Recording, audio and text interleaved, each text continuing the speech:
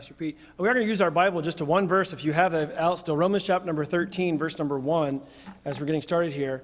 And tell you a quick story. The year 1787, after a long contentious battle there in Independence Hall in Philadelphia, Benjamin Franklin walked out of Independence Hall there, an 81-year-old man, very, very old for that time in our nation's history.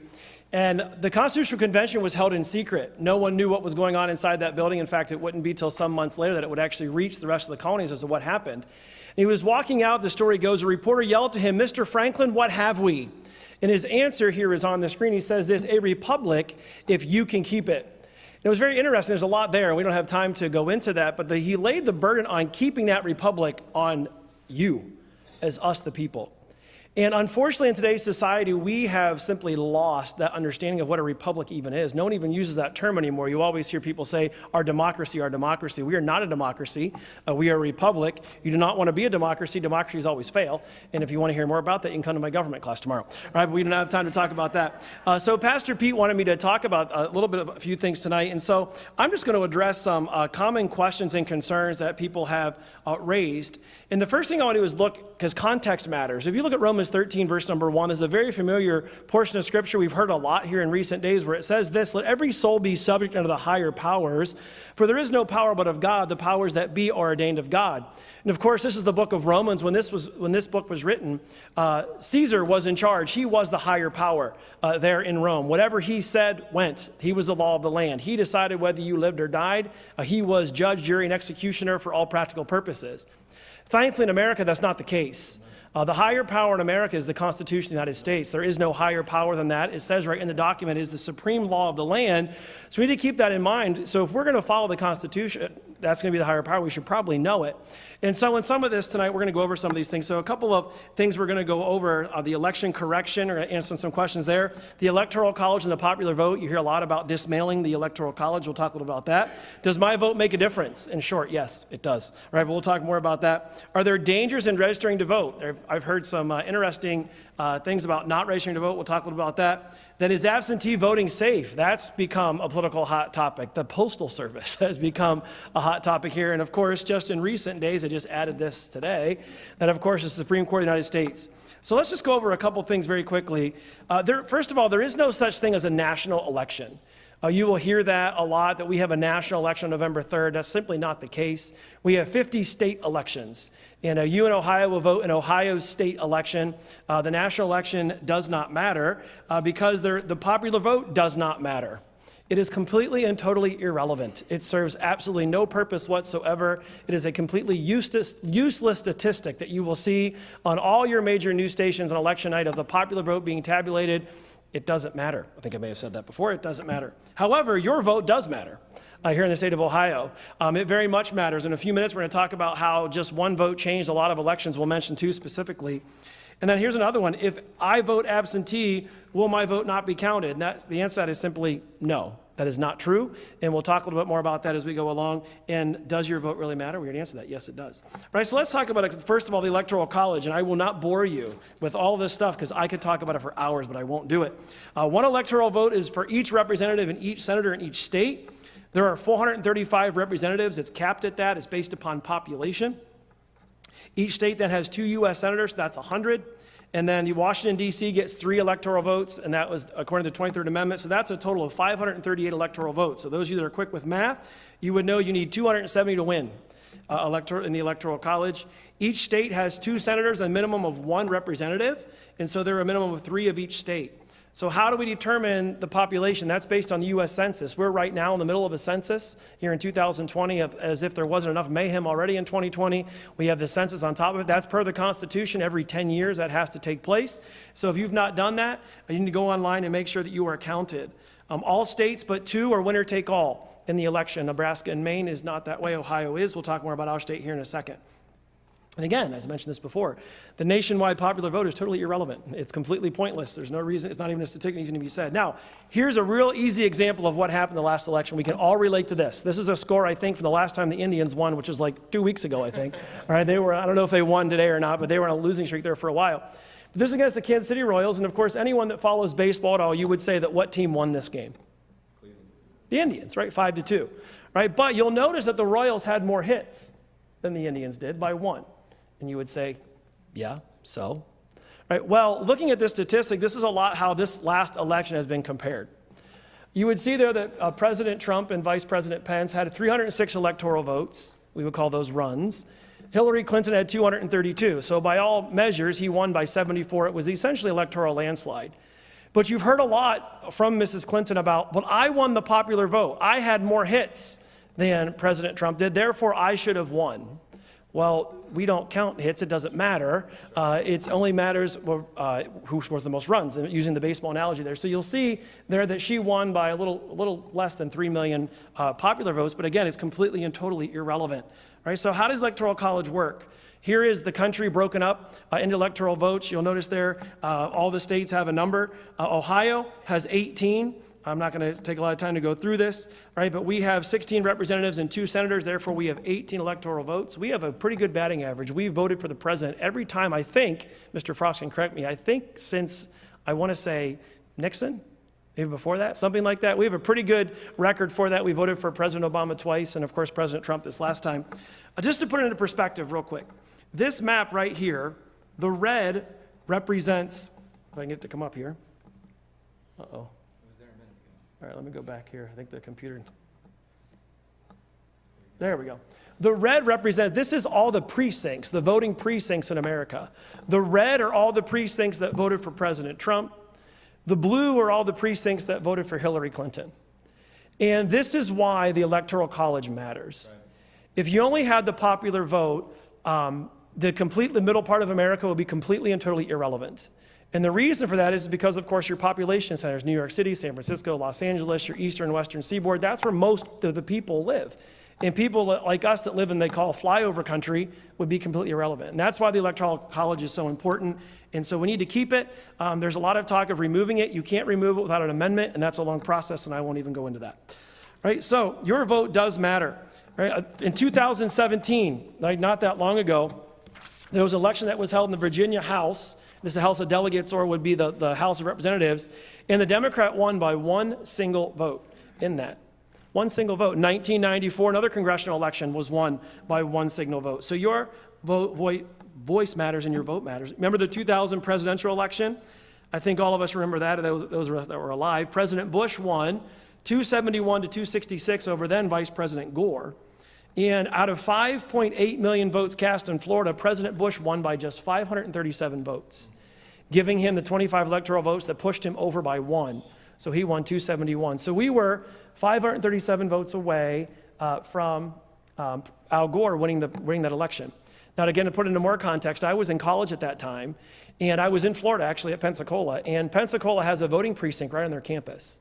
And on that precinct, there were 1,100 and some odd votes cast for President Bush, and I think there were 3 that were cast for Al Gore or something like that. So I always say that Pensacola Christian College put Bush in the White House, right? But you get the idea of how each vote matters. It's very, very important. And so don't let, like, well, if I don't make it to the polls, it's not that big of a deal. If I don't vote, it's not that big of a deal. It is a big deal.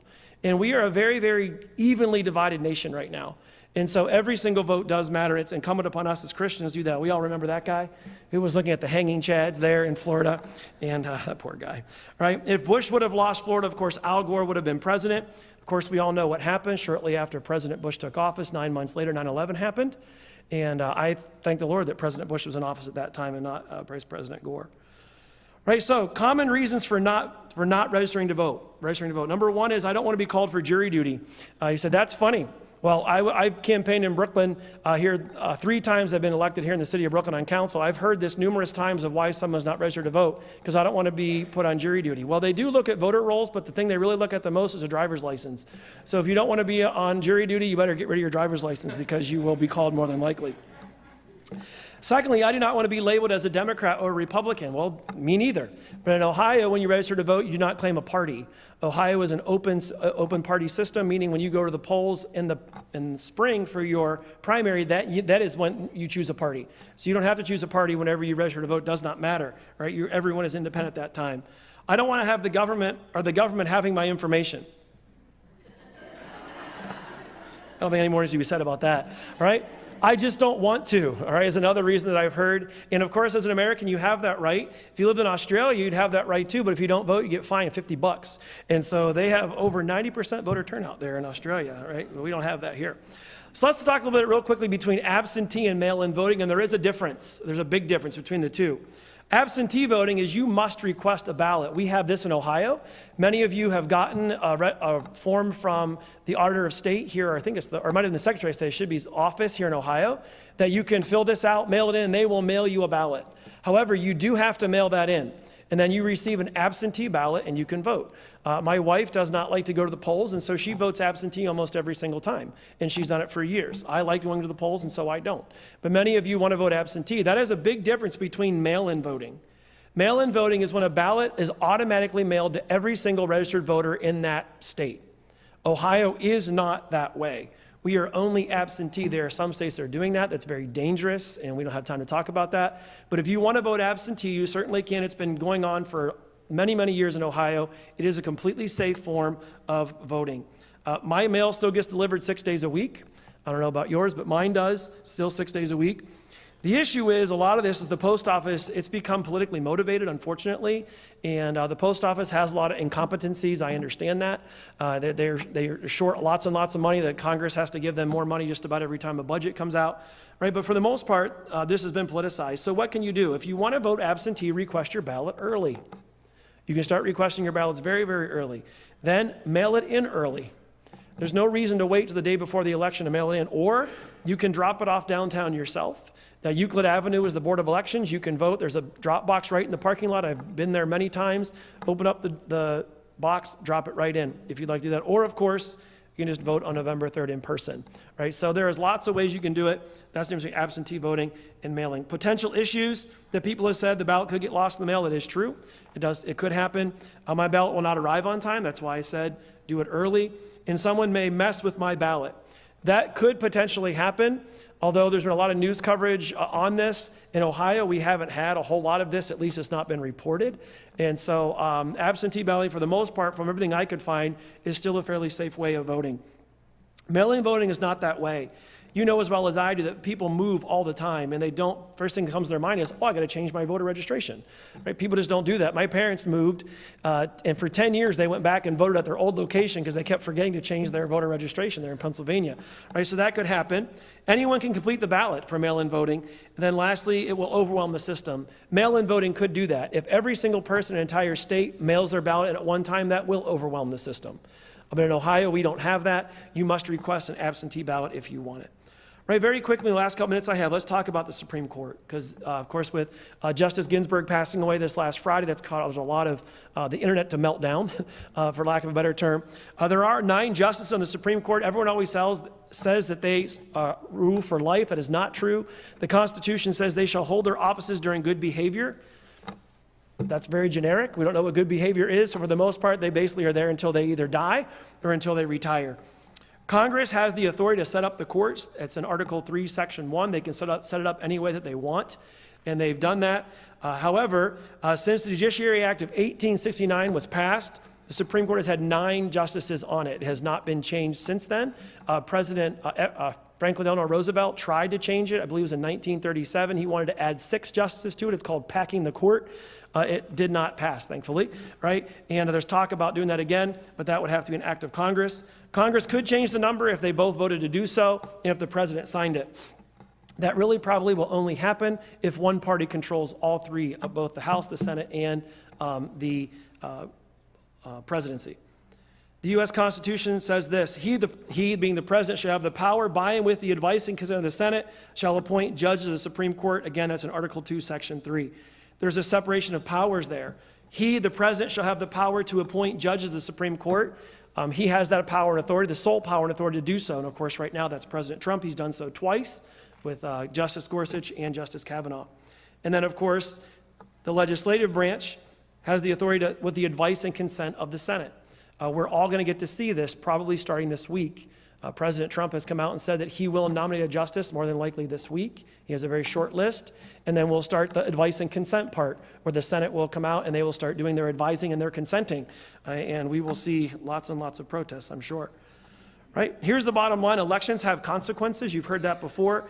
And I just want to hit on this very quickly, and I'm not being political here. I'm just simply stating the difference.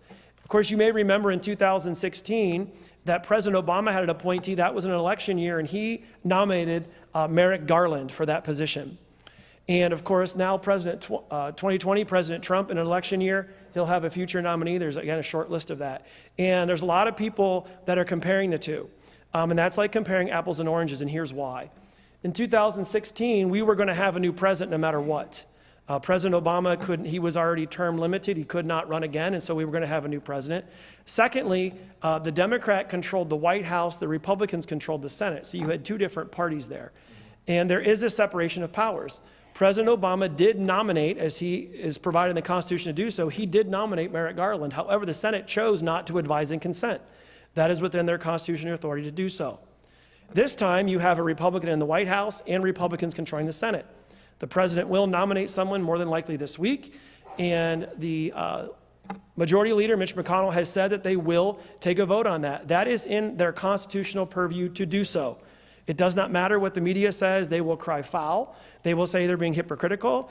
And trust me, they've been hypocritical many, many times. I'm not going to defend them. But in this case, they're not.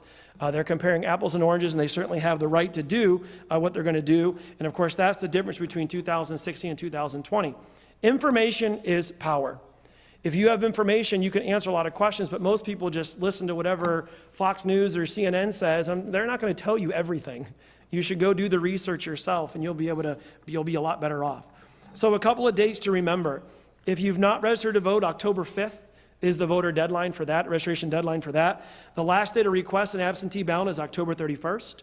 And of course, Election Day is November 3rd of 2020. So what can we do? Well, there's two things. One, of course, we should vote. No doubt in my mind, every person 18 years old and older should vote. It is your responsibility as an American citizen. I tell this to my government class all the time.